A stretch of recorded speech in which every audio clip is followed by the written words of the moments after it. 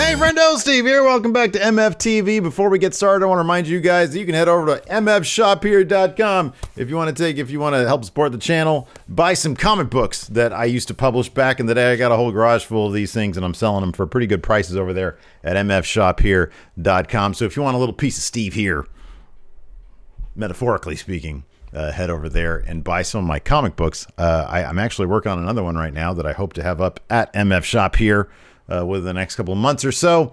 So that's kind of cool. Anyways, let's get right into it. This might be one of the last political videos I do here at MFTV. Maybe. We'll see.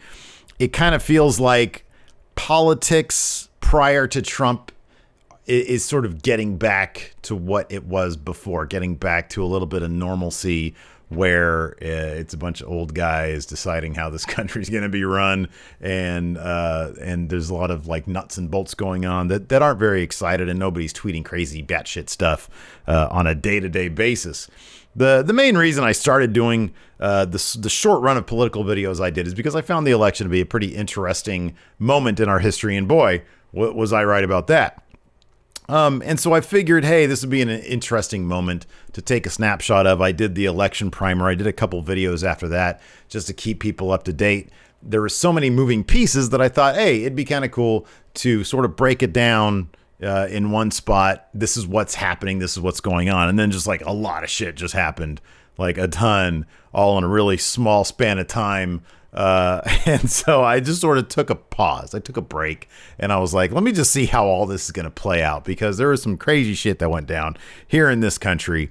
And I figured I'd just go ahead and address it. And we'll talk a little bit about Donald Trump and what the hell all this means for him for the last 4 years. What's going on.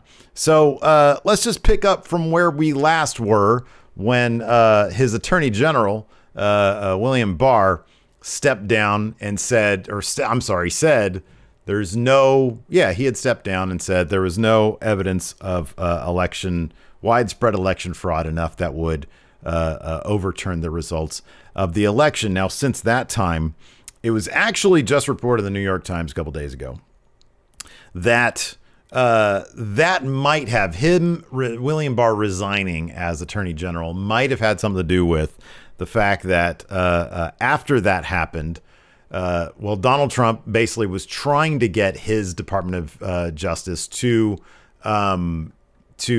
basically file a lawsuit and take it directly to the Supreme Court to try to have the results of the election overturned. Now, given what has transpired since the election, and given that at least 60, I thought it was closer to 80, but the number I heard recently was 60 lawsuits were filed by Trump or Trump people trying to get various election results thrown out in the courts, and they were all denied based on lack of evidence. I mean, they were denied based on like a couple different reasons, like legal stuff, but like by and large, lack of evidence. There was no evidence that anybody has been able to come up with that suggests the election was actually stolen. But it was a lie that was perpetrated, that was put out there by the President of the United States. And of course, the other Republicans in his party, the other elected officials in his party that wanted to get a sweet little taste of that Trump love, of that MAGA love, sort of ran with that lie and started turning it into, well, millions and millions of Americans believe that this was stolen. So we need to stop this election and take a look at it and really see, prove once and for all if this was, if this election was stolen. It's like, well, the whole lie started from your president. And then you guys just started, perpetuating it. And that's why people believe it, because you said it without any evidence. So no, we don't have to do that. So anyways, Trump also almost fired his acting attorney general after William Barr left, so he could try to replace him with a loyalist to try and overturn the Georgia election results. For some reason, Trump was very, very focused on the state of Georgia where he lost. He wanted those results overturned. In fact, he was even recorded by the Secretary of State of Georgia in a phone call trying to convince him to overturn the results of the election there. He says all we need to do is find like 11,000 or 12,000 votes. We actually won by a lot more. He kept on claiming we won by a lot more, by 500,000, by 1 million, et cetera, et cetera. It was a crazy batshit hour-long phone call. You should definitely seek it out and check it out. It's absolutely crazy. But he's basically trying to pressure the Secretary of State into finding 12,000 votes to overturn the results in Georgia. The funny thing about that is that if the results in Georgia were overturned, Joe Biden still would have become president, because Georgia was just sort of like the cherry on top, I guess, if you will. It was like sort of the state that nobody really expected to go blue, but then it did go blue. So he was caught on tape trying to do that. Basically, he was trying to do everything he could. And the heartening thing is, the foundations of democracy basically he was unable to crack them. There were too many people in place who, regardless, most of those judges that turned away those lawsuits, or a lot of them anyways, were Trump appointed judges. So even the people that were appointed by him were like, no, we're not going to do this, because it like goes against like the very foundation of this country. So it was kind of interesting. So he was unable to do that. I mean, his attempt to overthrow the election was actually pretty laughably a massive failure. But of course, because he was doing this, a bunch of his Republican elected officials in the House of Representatives and some in the Senate as well really hammered away at that voter fraud lie. And in fact, 140 of the Republicans in the House of Representatives signaled that they were prepared to challenge a bunch of the battleground states, a bunch of the results there, when Congress met to certify the election on January 6th. That's basically where the Senate and the House get together, all 538 of them. They all get together and they basically take all the electoral votes out of an envelope and they say, okay, Arizona, good, did it. Then next, I don't know, California, good, did it, next. And the person who presides over that is the Vice President of the United States, Mike Pence. Well, Trump was also trying to convince him to somehow stop that certification from happening, even though he constitutionally has no power to do that. And he refused. He told Trump, and then he issued a public statement saying, this is merely a formality. I am not going to mess with these results at all.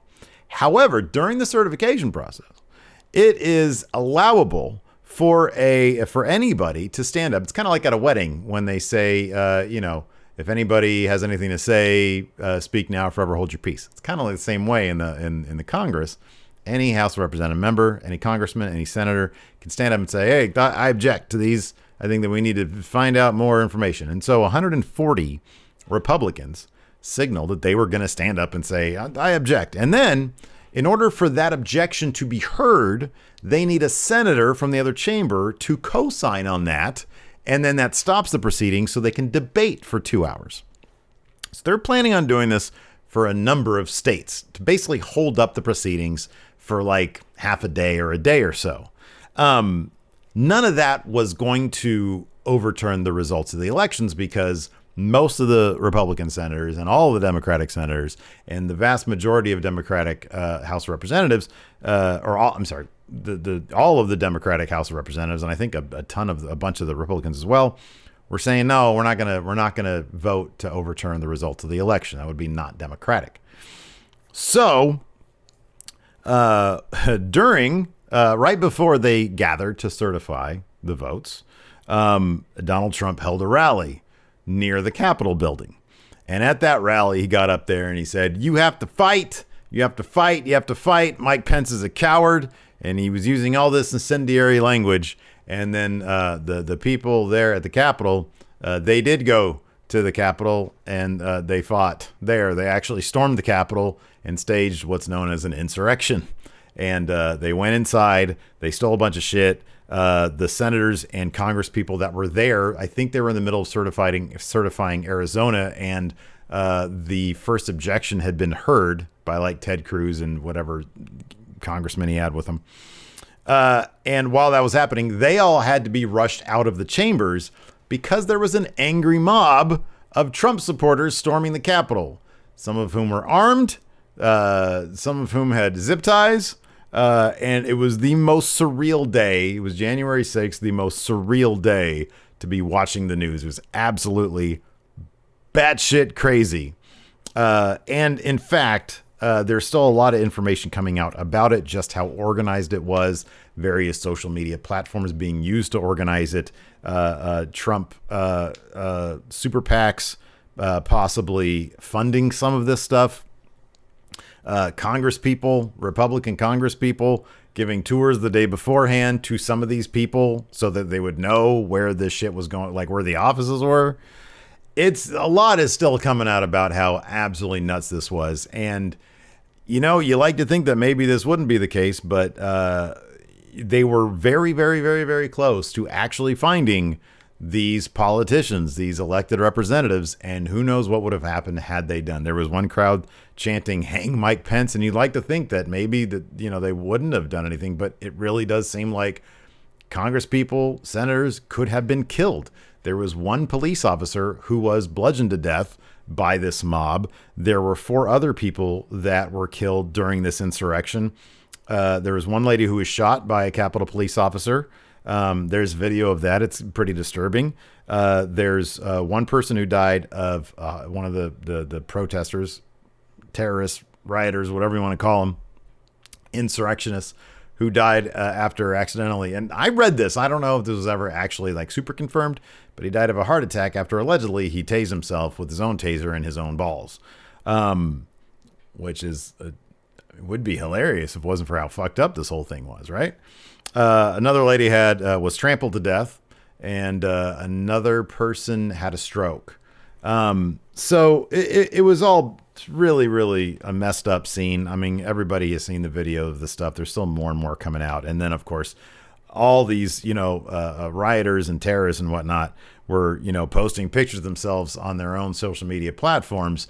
The FBI has been catching wind of that, and they have been making tons and tons of arrests of these people over the past weeks. So that's what happened January 6th. So the backlash against Trump after that was pretty quick and pretty swift. His aides convinced him to put out a video while this was happening. And in the video, he kind of just made it worse.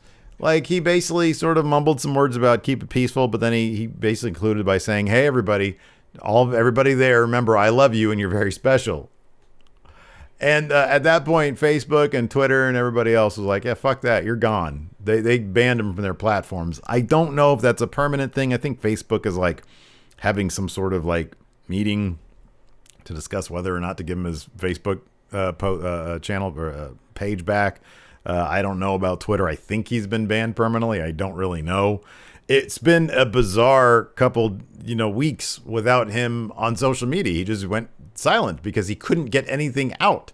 They published like an official White House video, I think, like a couple days later, where he basically said he had no responsibility for it, but he wants everybody to be peaceful. And then they posted, I think, a video of him like the day he was leaving office on the 20th. So almost immediately, calls for impeachment started happening, not just on the Democratic side. A bunch of Republicans were calling for it, too. So the House of Representatives, Nancy Pelosi, drew up articles of impeachment directly related to him stirring up the rally and leading an insurrection, basically. And that passed not just with full Democratic support, but 10 members of the House of Representatives also voted in favor of impeaching Donald Trump. Now, as you guys probably remember from the last time he was impeached, yes, this makes it the second time he was impeached. First president to do that, by the way. After that happens, those articles are then sent to the Senate, and if he is convicted there, he is thrown out of office. Now, right now, he is currently out of office. He is not in office anymore because Joe Biden was inaugurated on the 20th. But according to the Constitution, apparently you can still be impeached after you leave office. And that is apparently the plan right now. Those articles of impeachment the trial is supposed to start in February. And there has been some signals from certain Republicans, Mitch McConnell being one of them, that they might vote to convict to get rid of Donald Trump once and for all. Because if you're convicted in an impeachment, you cannot run for public office again, which would preclude him from running in 2024. So that's sort of the long and short of it. That's what happened. I mean, sort of in the meanwhile, in the meantime, on the 5th or 4th or 5th, the two Senate seats that were up in Georgia, which were pivotal because, like, you know, the Senate is pretty evenly split, were up for grabs. And the Democrats, who at one point were considered long shots to take those two seats, won those seats. So now the Senate, the House, and the presidency are all controlled by Democrats. That's the first time a president has lost all chambers of the government since 1933, when Herbert Hoover came into office after right when the Great Depression was happening, and nothing he did helped. And everybody voted him the hell out. They voted Franklin D. Roosevelt in, along with the Democrats. The New Deal happened, and then World War II happened, and then, hey, look, we're a superpower now. So, yeah, that was a pretty big deal. He basically came into office in 2016 with the entire government. They had the House, the Senate, and the presidency, and then he just sort of pissed it all away. So the impeachment trial that's happening in February. Meanwhile, Joe Biden on day one signed a bunch of executive orders, sort of reversing a lot of the Trump policies that he had put in place, including the Muslim travel ban. He shut down construction on the Keystone Pipeline. He ordered a mask mandate in all federal buildings and airplanes. And he crafted him and his people, crafted a nearly 200-page federal response to battle COVID, which Trump had not done. And a lot of people point that as the reason why over 400,000 people are dead. And it's probably going to be closer to like over 500,000, close to 600,000 when all is said and done. Well, his plan is 200,000. There's all sorts of ideas in there. He wants to get 100 million Americans vaccinated in his first 100 days. So things are kind of just going back to normal. If you take a look at the first press conference, the first press briefing from Trump's weird original press secretary, Sean Spicer, where he's just like rambling away about the size of the inauguration, versus the first Biden press briefing. It's just normal again. It's just like, okay, they're doing stuff with some amount of transparency. They're showing that they're actually getting some work done. It's kind of cool. They're working on a new stimulus package. Republicans are probably going to hate that because it's going to cost a lot of money. So, yeah, it seems like it's going to be politics back to usual. I mean, there's always some amount of drama in politics. But the big question is going to be what happens now with the Republican Party, because their hardcore base are Trump supporters, not Republican supporters. There's actually polls out there that have been conducted to suggest as such. And with him, even if he is able to run for public office again, I don't know that he will, because of everything that's gone down. The legacy of his time as president is going to end up being that he would not accept the results of a Democratic election, and he basically staged an insurrection, whether you believe he incited a riot or not. And that is legally up in the air. There were some thoughts that he could be convicted on that, but then there's also some precedent in law that suggests that his language wasn't nearly incendiary enough to actually convict him. So on legal standing, it's in a gray area. I guess ideologically or philosophically, you can debate the point of, was he at fault for the riot or not? But that's going to be his legacy. Would he be able to win Republican primaries again? Would the Republican Party be, if they really want him out, would they be ready for that this time? Would they understand, hey, we did it wrong last time. We ran like 15 people. We need to run a lot fewer people in the primary. I don't know. I don't know any of those things. But given that, he doesn't have a Twitter or Facebook, it's really difficult to understand what he's thinking right now because he's been silent. It's pretty crazy. It's been a really, really absolutely batshit I mean, it's been sort of the perfect ending for his presidency because it was all kind of leading to this. It really was. Like time and time again, he talked about not accepting results of the election if it didn't go his way. Yeah, we're going to see what happens. The Republicans have a lot of issues that they need to work out right now. The Democrats seem to be focused on wanting to get COVID figured out. Of course, the Republicans right now, like just sort of en masse, like their thing is, we should be unified and not worried about impeachment to bring the country together. I kind of feel like the guy, like somebody needs to show that there's some accountability here, and I feel like this is something that needs to be handled publicly with transparency that, hey, this kind of thing can't happen again because this is America and this is where we have free and fair elections. And somebody just tried to basically throw all that out in the garbage. It'll be interesting to see the battle within the Republican Party to see how they can, come back from this as a unified party. I've heard so many places about the idea that this is just naturally going to end up being the Republican Party splintering into two different parties. I have no idea how that would really benefit them on the federal level. Of course, most politics, the phrase is all politics is local. So, you get your fair number of whack jobs in the House of Representatives. There's one lady there, Marjorie something Green, where she apparently is like a Sandy Hook truther, thinks that a bunch of kids getting shot were crisis actors. And she was a QAnon supporter. And of course, she introduced articles of impeachment on Biden on day one, but nobody really gave a shit because she's like a nobody. It's I don't know, man. There's a lot of soul searching that the Republicans have to do right now, and then even the Democrats. Like nobody really knows if Joe Biden's gonna want to run for another term. He's already like 1 million years old. Add another 4 to that, and who knows if he's gonna be. Let's be honest, that tag Sleepy Joe, yeah, he's gotten a lot of work done in the first couple days of office, but you watch him on the screen, man, you want to take a nap. So he's a really old guy.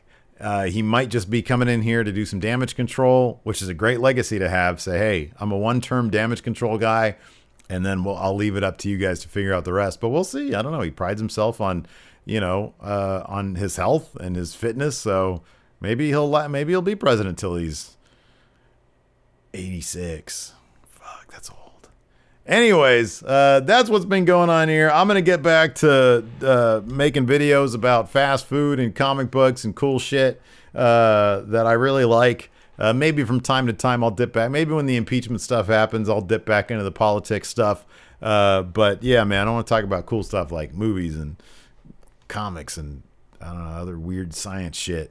And I'll get Lacey back on here for an Ask Steve and Lacey.